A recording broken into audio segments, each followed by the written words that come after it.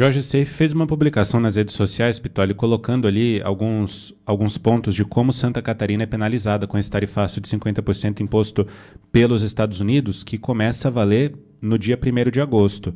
Ele coloca ali, como você está vendo na tela, setores mais atingidos: madeira e derivados, 37,3% das exportações aos Estados Unidos, veículos e autopeças, com 14,8%, equipamentos elétricos, 13,3%, agroindustrial, e aí envolve carne suína, frango e derivados, são 7,8%, máquinas e compressores, 6,8%, e móveis de madeira, 6,7%. Ele coloca ainda que Santa Catarina é o maior exportador de carne suína do Brasil, com forte presença nos Estados Unidos. Esse setor movimenta, segundo ele, mais de 1,5 bilhão de reais por ano, só nesse mercado. Ele coloca ali as cidades que mais sentem o impacto, como Joinville, Blumenau e Jaraguá do Sul. Essas 3 cidades sofrem impactos na questão de autopeças, móveis e máquinas. Chapecó, Concórdia, Joaçaba, Videira e Grande Oeste têm o impacto em agroindústria e exportação de carnes. Canoinhas, 3 Barras e Lages, em madeira e papel, e Itajaí e Navegantes em logística portuária e contêiner frigorificado. Só o setor madeireiro pode perder mais de 1 bilhão de reais em contratos. Ele escreve também que o agronegócio de Santa Catarina, se afetado por extensão tarifária, poderá perder centenas de milhões em exportações de proteína animal. Diz que o prejuízo para o Estado em si, a estimativa da Fiesc, é de até 1 bilhão e 700 milhões de reais de perda no PIB catarinense, milhões de empregos e contratos em risco e congelamento de investimentos e retração da produção. Ele finaliza essa publicação dele com um mapa, né? Ele coloca ali os dados que eu acabei de trazer para a nossa audiência e finaliza escrevendo que essa crise comercial exige ações imediatas do governo central, diplomacia e também senso de urgência. Pitoli. Eu vou colocar, Oliveira, à disposição do Seife, né, para ele conversar conosco sobre esse assunto. Mas vamos lá. Agora o povo catarinense, a exemplo de outros estados, mas o povo do estado de Santa Catarina, o estado mais conservador do Brasil hoje, o estado que recebe hoje mais moradores migrantes do que o próprio estado de São Paulo, o estado que mais cresce no Brasil hoje, pujante que é, por onde o PT nunca passou, é por isso que é um fenômeno o estado de Santa Catarina, em todos os sentidos, e merece meu mais absoluto respeito. É bom que o catarinense entenda o seguinte: culpa de Lula, isso é culpa do Lula. O Trump assumiu a presidência dos Estados Unidos dia 20 de janeiro próximo passado, ou seja, já estamos falando aí de 7 meses, ok? Ok. Amigo, você sabe o que é ter um ministro das Relações Exteriores como Mauro Vieira, que recebe ordens, para mim é um cachorrinho do Celso Amorim, que nunca buscou conversar, dialogar com Marco Rubio, que ocupa a mesma posição no governo americano? Você sabe o que significa isso? Você acha que ia dar certo? Você acha que ia dar certo? Você acha que, ao decidir Mauro Vieira, o chanceler de Lula, que é pau-mandado do Celso Amorim, nunca conversou com Marco Rubio, que ocupa a mesma função do governo americano? Você acha que isso ia dar certo para o Brasil? Aí a gente tem um governo hoje que apoia o Hamas. Por quê? Ao não declarar que o Hamas é um grupo terrorista, isso é um apoio diante das ações do 7 de outubro de 2023. Lula voltou de um encontro com Biden no início da sua gestão, voltou e recebeu navios iranianos aqui, navios que foram recusados pela Venezuela. A Venezuela recusou o atracar daqueles navios em seus portos, ou no seu porto. E o Brasil aceitou. Na volta do Lula, na viagem que fez para visitar o Biden, a Janja tirar foto ali com o Biden, aquela viagem foi para isso, né? Lembra da foto? O Lula estendendo a mão para o Biden e a Janja no meio? Pois é. Naquele momento, Lula voltou dos Estados Unidos e recebeu um navio iraniano. O Alckmin, o Geraldo Alckmin, é o único vivo daquela foto da posse do novo presidente do Irã. tudo o que o Brasil decidiu fazer, o Brasil de Lula, diplomaticamente falando, está trazendo consequências agora. Todos os ataques de Lula contra a pessoa de Donald Trump. As consequências estão aí. Agora, cabe a nós que entendemos a realidade, sabemos do que está acontecendo, cabe a nós dizer para aqueles que ainda não estão ligados do que se trata, porque vai ter muita gente em Santa Catarina, a exemplo de outros estados, muita gente que vai sofrer, não tenha dúvida disso. Imagine o seguinte, todo o impacto relatado e mencionado agora por Safe, em todos os setores da economia catarinense. Imagine você o seguinte, teremos desemprego, teremos empresas com férias coletivas, algumas já estão dando férias coletivas. Ou seja, todo mundo vai sofrer. Nós precisamos nos lembrar que isso não tem a ver diretamente com Eduardo Bolsonaro e Bolsonaro.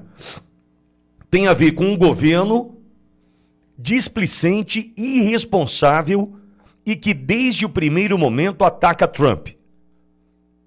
Aliado a isso, tem a questão envolvendo a perseguição ao presidente Bolsonaro, a perseguição a americanos e cidadãos brasileiros que vivem em solo americano e as empresas americanas. Aí você acha que não vai ter retaliação? Toda ação gera uma reação. Lula escolheu isso para o Brasil. Todos vamos pagar um preço altíssimo. E é por isso que eu peço mobilização, manifestação. Precisamos ganhar as ruas. Quando o bolso apertar, muita gente vai se manifestar. Quando o bolso apertar, muita gente vai sair do sofá e vai se manifestar. Por quê? Você no sofá, nada vai mudar. Agora, e no sofá sem dinheiro? E aí? Então, amigo, o que vem pela frente é doloroso, será muito doloroso.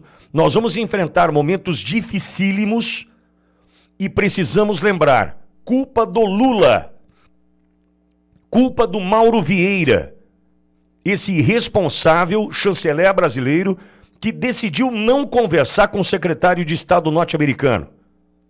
Ia sobrar para nós, amigo. Qual dúvida? Qual dúvida você tinha?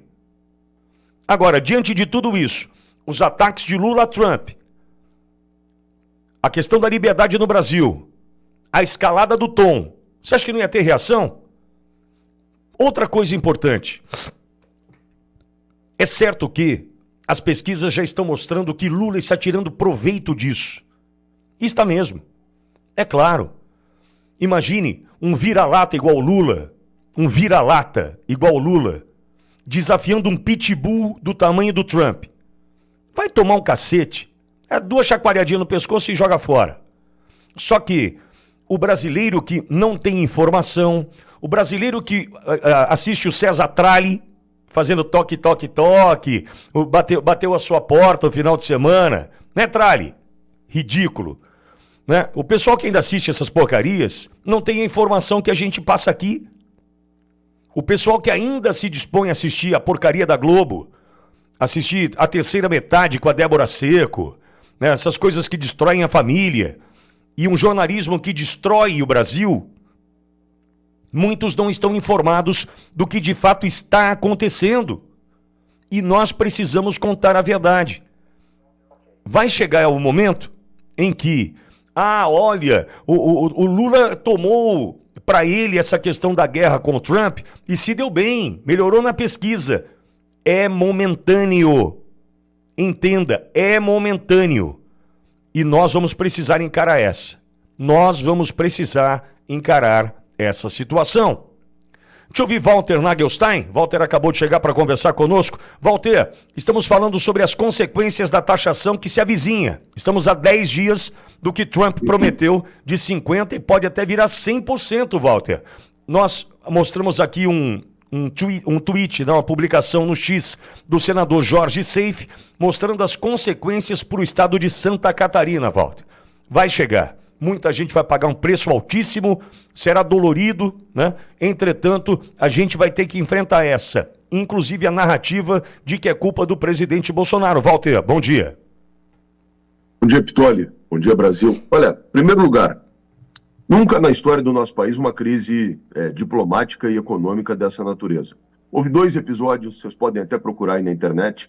Um lá em 1860, o caso Christie, com a crise diplomática com a Inglaterra, e depois em 1961, com a França, um episódio que se chamou a Guerra da Lagosta. Mas nunca tivemos isso. E por que está havendo isso? Todos nós sabemos. É o que o Pitoli acabou de falar. São 3 anos de uma retórica anti-americana. São 50 anos de uma pregação anti-americana que a esquerda faz. É óbvio que isso ia ter consequências. Agora, em perdurando as tarifas, e tudo indica que sim, que eles não vão recuar, não é só o estado de Santa Catarina. Vamos pegar ali em Santa Catarina o setor da suinocultura, da avicultura, que são fortes em Santa Catarina, da pesca.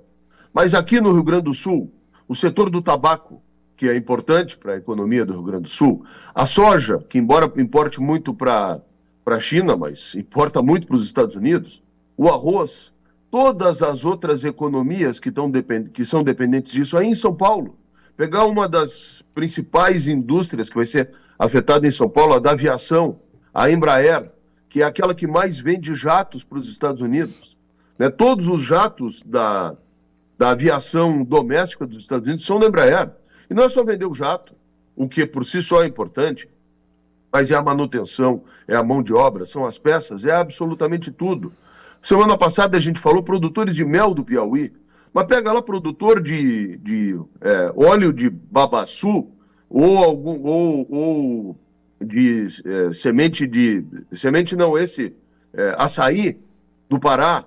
Então, aonde a gente for no Brasil, os prejuízos serão enormes. O PT está buscando, o Lula e a esquerda, explorar esse sentimento de patriotismo que eles nunca tiveram, de nacionalismo que eles nunca tiveram, para tentar encontrar uma saída que é a única que eles podiam, né, para ganhar em popularidade, mas como o Pitoli bem falou, isso tem prazo de validade, porque daqui a um pouco mais a razão começa a presidir, e as pessoas têm que se aperceber, e vão se aperceber, que é a retórica do Lula, o discurso do Lula, mas mais do que a retórica e o discurso, que passou 2, 3 anos ofendendo o Donald Trump, a dona Janja, ofendendo o Elon Musk, agora lá estão brigados, enfim, mas não importa, foi um cara importante na eleição dele, veio somando, isso tudo veio somando, e mais importante que tudo isso, tratou de conspirar abertamente contra o principal esteio da economia americana, aquilo que ao longo desses 200 anos fez dos Estados Unidos a locomotiva do mundo, que é o dólar, que é a moeda americana, né, que é a referência nos contratos, que é o que garante que os Estados Unidos, por exemplo, tenham déficits comerciais, mas continuem sendo uma potência econômica, é a sua moeda, é o dólar. E aí o PT começou abertamente, o Lula, abertamente a conspirar contra o dólar, a pregar que não fosse o dólar a moeda dos contratos, dizer que ninguém mais podia ser dependente do dólar, e nós chegamos onde nós chegamos. Na pior crise diplomática e econômica da história do Brasil. Eu tenho receio, Pitoli. Nós vamos levar a continuar essas coisas aí mais de 10 ou 15 anos para sair do buraco que esses caras nos meteram. A economia a gente vê depois, né, Walter? Provavelmente eles devem estar pensando dessa forma, assim como pensaram, né, durante a pandemia, né? A gente está tentando se reconstruir, né? Tentando colocar pilar em pé ainda pós-pandemia, e vem mais uma, né, Walter? É incrível. Parece que é proposital, Pitoli. A sensação que eu tenho é que isso é feito realmente para dinamitar com tudo. Basta a gente ver que a consequência direta do Lula, e é só olhar para o lado aqui, no caso nosso do Rio Grande do Sul, a Argentina. É só olhar para o lado. Como é que a Argentina está com tarifa zero e nós hoje com 50%, com ameaça de chegar a 100%, e não é só o Trump. Entrou a OTAN na história. Você sabe o que é a OTAN? Associação dos Países do Atlântico Norte, é uma aliança militar que foi criada depois da Segunda Guerra Mundial para defender a Europa contra o avanço da cortina de ferro e dos países comunistas, né? Então hoje, parecia que a OTAN tinha perdido um pouco de sentido e começou de novo o problema hoje com a Rússia a partir da invasão da Ucrânia. Porque exatamente, a Ucrânia queria ter entrado na OTAN e a Rússia utilizou isso como justificativo. Aí vem o presidente da OTAN, o diretor da OTAN, não sei se é presidente ou é diretor, e também fala nominalmente, nomina o Brasil. Então, o nosso problema é gigantesco, porque o Brasil até então, as pessoas dizem que mas o Brasil tem um soft power, o Brasil é um grande produtor de alimentos, isso é uma coisa estratégica, é um poder que o Brasil tem, embora o Brasil não tenha projeção militar, não tenha esquadras, as Forças Armadas não estejam adequadamente equipadas, o Brasil não tenha bomba atômica, por exemplo, a gente tem um soft power, que é a questão de que a gente produz alimentos, e no mundo essa produção de alimentos é uma coisa importante, os países são dependentes do Brasil. A gente está vendo que, infelizmente, não é isso. Né? E mais brasileiros que nós somos, Pitoli.